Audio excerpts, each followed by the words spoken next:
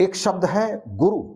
आप में से भी कई लोगों के जीवन में गुरु होंगे और संसार में ऐसे बहुत सारे लोग हैं जो गुरु को प्रत्येक मनुष्य के जीवन का आवश्यक अंग बताते हैं।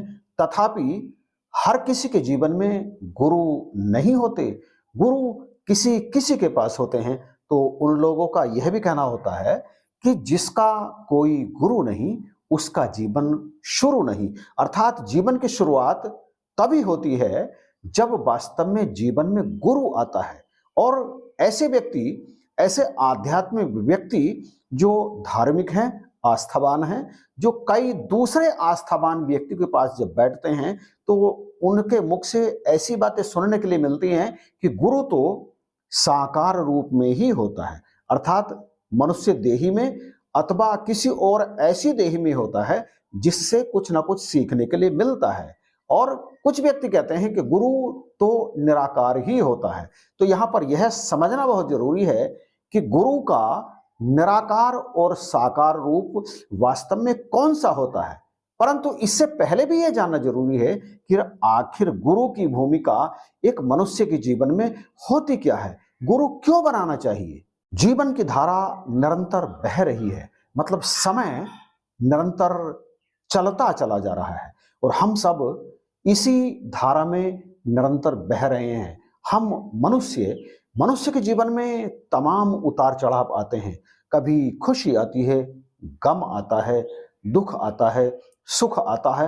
निरंतर बदलाव की प्रक्रिया प्रत्येक मनुष्य के जीवन में होती है।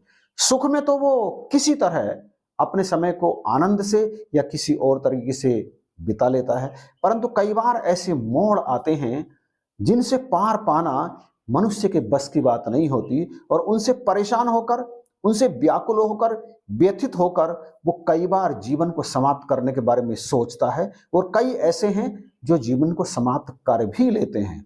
और इस संसार में सलाह देने वाले आपको मिल तो अनेक जाएंगे, परंतु उन अनेक में से आप उसका चयन बड़ी मुश्किल से कर पाते हैं जो आपको सही सलाह देता है। आज के इस दौर में अधिकांश लोग ऐसे हैं जिनके पास यदि आप सलाह लेने के लिए जाएंगे तो वो आपको सलाह तो देंगे, परंतु वो सलाह कई बार आपको और अधिक मुसीबतों में डाल देगी। और उसके बाद आपको पता चलेगा कि मैं जिस व्यक्ति से सलाह लेने के लिए गया था वो मेरा शुभ चिंतक तो कदापि नहीं है। ऐसे में आप किस पर आंख मूंद कर विश्वास कर सकते हैं? किस पर आप आंख मूंद कर विश्वास कर सकते हैं? कोई ऐसा व्यक्ति तो हो जिस पर आप आंख मूंद कर विश्वास करें और उसकी सलाह पर जब आप अमल करें तो आप अपनी मुश्किलों को पार कर जाएं। ऐसे व्यक्ति आपके जीवन में आपके माता हो सकती हैं और आपके पिता हो सकते हैं। ये दोनों कभी भी आपको गलत सलाह नहीं देते, इसलिए इनकी सलाह पर आंख मूंद करके भरोसा कर लेना चाहिए। और कहा है, मात पिता गुरु प्रभु के वाणी, बिन विचार करिए शुभ जानी। अर्थात माता, पिता, गुरु और प्रभु, इन चारों की वाणी को आप बिना विचार किए, बिना सोचे समझे अपने जीवन में लागू कर सकते हैं, कर लेना चाहिए। कई बार ऐसी परिस्थिति आती हैं, कई बार ऐसी दिक्कत जीवन में आती है जिसका समाधान माता अथवा पिता के पास भी नहीं होता। और प्रभु को हम जानते नहीं तो प्रभु से हम बात करें तो करें कैसे?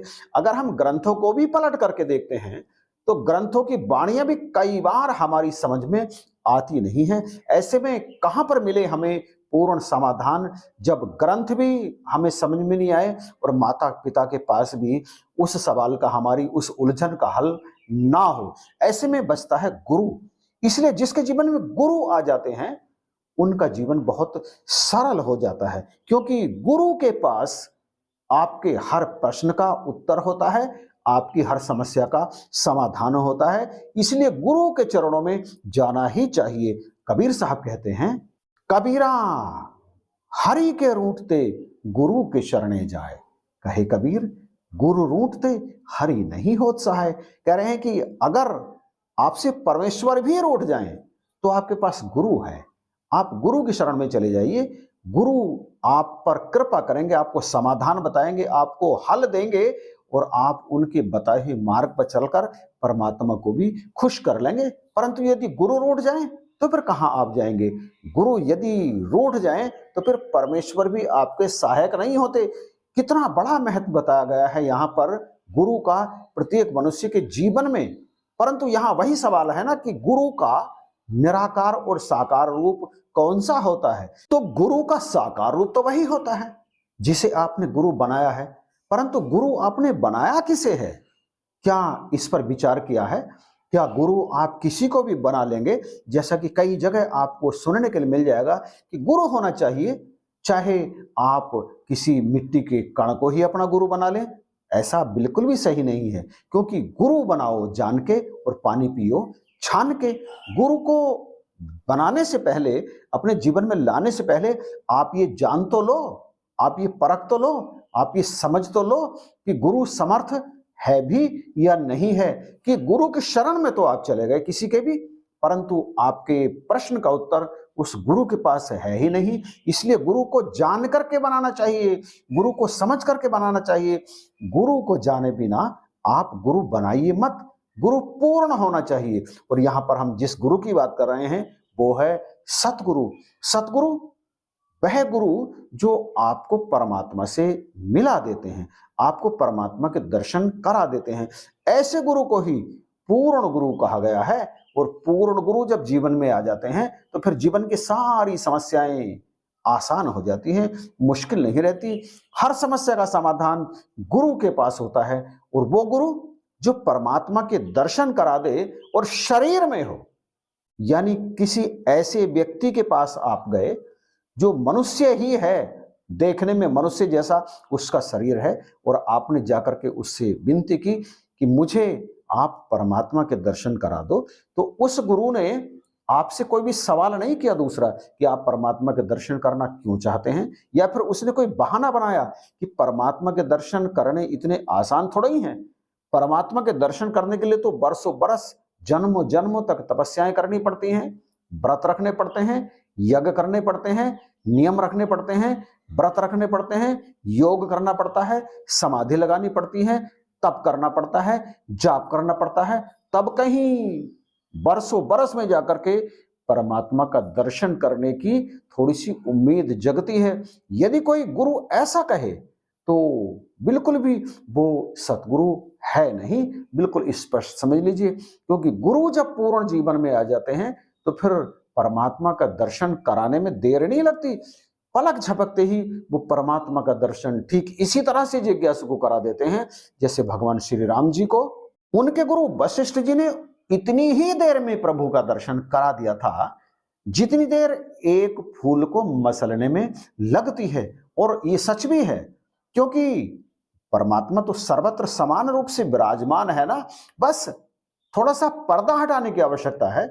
जैसे जल के ऊपर काई लगी रहती है ना और पानी छुप जाता है उसमें, ठीक इसी तरह से इस संसार में परमात्मा मौजूद तो हैं, लेकिन माया के पर्दे में। जिस तरह से जल पे से काई को आप हटा दीजिए, निर्मल पानी स्पष्ट दृष्टिगोचर होने लगता है, ठीक उसी तरह से गुरु जब माया के पर्दे को हटाता है तो परमात्मा वहीं प्रकट हो जाते हैं। अब यदि आप किसी ऐसे गुरु के पास जाएं जिनके पास परमात्मा का ज्ञान है ही नहीं, तो वो आपको आखिर परमात्मा का दर्शन कैसे करा सकते हैं? नहीं करा सकते ना। अब यदि आप किसी कपड़े की दुकान पर जाकर के वहां आलू खरीदने की बात करें तो वो आपको आलू देगा कहां से? उसके पास तो कपड़ा है, आप कपड़े की बात करो, कपड़ा दे देगा। ठीक इसी तरह से आप किसी जनरल मर्चेंट की दुकान पर जाकर के सब्जी मांगने लगो तो कैसे दे देगा? नहीं देगा ना। मतलब जिस दुकान पर जो सौदा होगा वो दुकानदार वही सौदा तो देगा। अब यदि आप दुकान ही गलत चुने, कपड़ा लेने के लिए आपको कपड़े की दुकान पर ही तो जाना पड़ेगा। अब आपको तलाश करना पड़ेगा कि इस मार्केट में आखिर कपड़े की दुकान है कहां। ठीक इसी तरह से आपको सर्वत्र चारों तरफ अनेक गुरु मिल तो जाएंगे, परंतु वो आपको वही देंगे जो सौदा उनके पास होगा। पूर्ण गुरु को तलाश करने के लिए आपको समय देना पड़ेगा। जिन ढूंढा तिन पाइया, गहरे पानी पैठ, मैं बपरी बूढ़न डरी, रही किनारे बैठ। आप पानी में से मछली को यदि तलाश करते हैं तो आपको पानी में उतरना पड़ेगा ना, किनारे पर बैठकर तो मछली आपके हाथ में नहीं आएगी। ठीक इसी तरह से पूर्ण गुरु को तलाश करने के लिए आपको निकलना तो पड़ेगा ना, खोजना तो पड़ेगा ना। परमात्मा को खोजने की आवश्यकता बिल्कुल नहीं है, क्योंकि परमात्मा तो सदा सर्वत्र समान रूप से विराजमान है। चाहे आप किसी पढ़े लिखे से पूछ लीजिए, किसी अनपढ़ से पूछ लीजिए, किसी भी जाति धर्म मजहब वाले से पूछ लीजिए, हर कोई यही कहेगा कि परमात्मा तो भैया सब जगह मौजूद है। परंतु नजर किसको आता है? नजर उसको आता है जिस पर पूर्ण गुरु कृपा करते हैं, जिस पर कृपा करके पूर्ण सतगुरु इस ब्रह्म के ज्ञान को प्रकट करते हैं। तो वह शरीर जिसमें से ब्रह्म का ज्ञान प्रकट हुआ, आपने ब्रह्म का ज्ञान प्राप्त करने के लिए पूर्ण सतगुरु के सामने जाकर दंडवत उन्हें प्रणाम किया, उनके सामने जिज्ञासा प्रकट की, मुझे प्रभु का दर्शन कराओ। और पूर्ण सतगुरु ने प्रसन्न होकर आपकी जिज्ञासा को दूर कर दिया, प्रभु का दर्शन करा दिया। तो वो जो शरीर है ना, वो शरीर है गुरु का साकार रूप। अब उस शरीर में से वो जो ज्ञान प्रकट हुआ, कण कण में रमा राम आपने देख लिया, वो शरीर भी इसी निराकार प्रभु परमेश्वर में ही मौजूद है। अब आपके ज्ञान की आंखें खुल चुकी हैं, आपने परमात्मा को देख लिया। तो वो जो देखा आपने, वो है गुरु का निराकार रूप। इसीलिए कहा है निराकार साकार तू जग के पालनहार, कि हे ज्ञान तू ही निराकार है और तू ही साकार है। अर्थात हे गुरु तू ही निराकार है, तू ही साकार है। साकार और निराकार दोनों तेरे ही रूप हैं। किसके? गुरु के।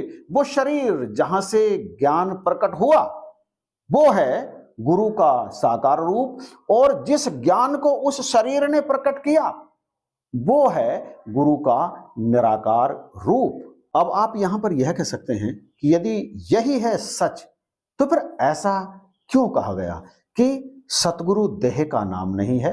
सतगुरु होता ज्ञान है, देह को ही गुरु समझना भूल है, अज्ञान है। तो यहां पर यह बात इसलिए कही गई है क्योंकि गुरु अजर अमर अविनाशी है, लेकिन जिस देह में से गुरु प्रकट होता है, वो देह अजर अमर अविनाशी नहीं होती, वो तो परिवर्तनशील होती है।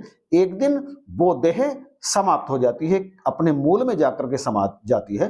परंतु गुरु तो अजर अमर रहता है। और गुरु अजर अमर कैसे रहता है? वो रहता है अप्रकट रूप से, अव्यक्त रूप से।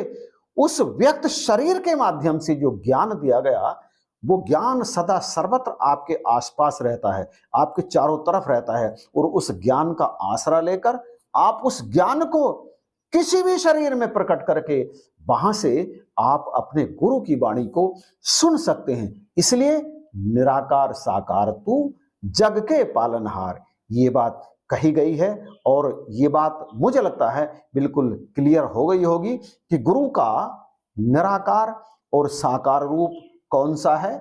यदि ये बात क्लियर हो गई हो तो प्लीज आप कमेंट में बताइएगा जरूर कि आपको वो बात क्लियर हुई अथवा नहीं हुई। वीडियो के बारे में आपकी राय को भी आप कमेंट में लिखिएगा। चैनल पर यदि नए हैं तो सब्सक्राइब जरूर कीजिएगा और इसे लाइक भी कर दीजिएगा। शेयर करना तो बिल्कुल भी मत भूलना। इन्हीं शब्दों के साथ आपसे इजाजत चाहूंगा। आप सभी को जय हिंद।